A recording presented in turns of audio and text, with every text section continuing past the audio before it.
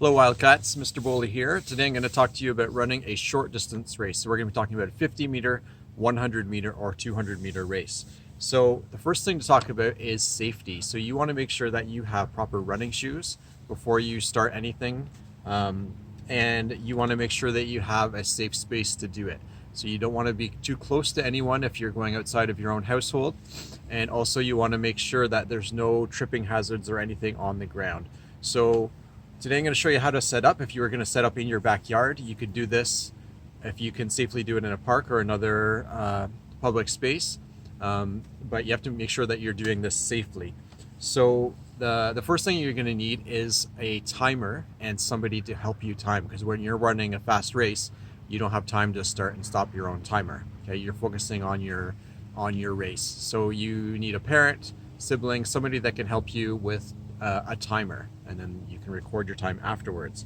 Now, the next thing you need is something to measure your track. So most likely you're going to have something like this at home that's going to be in feet. This is a 25-foot tape measure. So if that's all you have, that's fine. You just have to make sure you know how to convert it to meters. So I'll put this in the description of the video, but for a 50-meter race, that's 164 feet. For a 100-meter race, times that by 2, 328 feet. And for a 200-meter race, that would be 656 feet.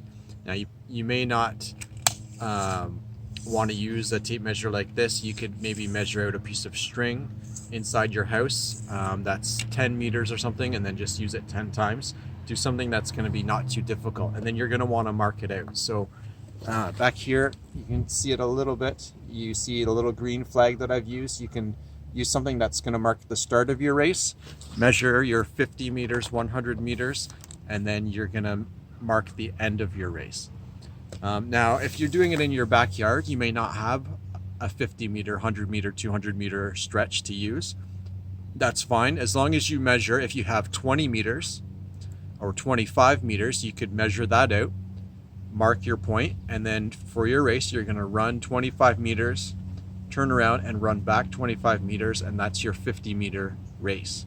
Okay, same thing for the longer races. Maybe you have 50 meters of space on your property.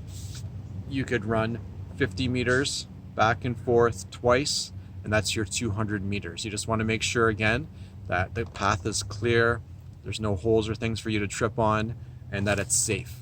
Okay, so the last thing we're going to talk about is strategy. So when you're running a 50 meter, 100 meter, or 200 meter race, it is a sprint. That means that you want to run as fast as you can for the whole race. You're starting fast, you're finishing fast.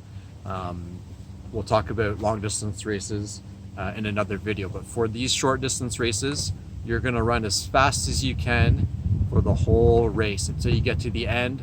Strong finish all the way through. Whoever's timing you is going to make sure that they're timing correctly. You don't have to worry about that. And then when you're done, you can submit your results and see how you did.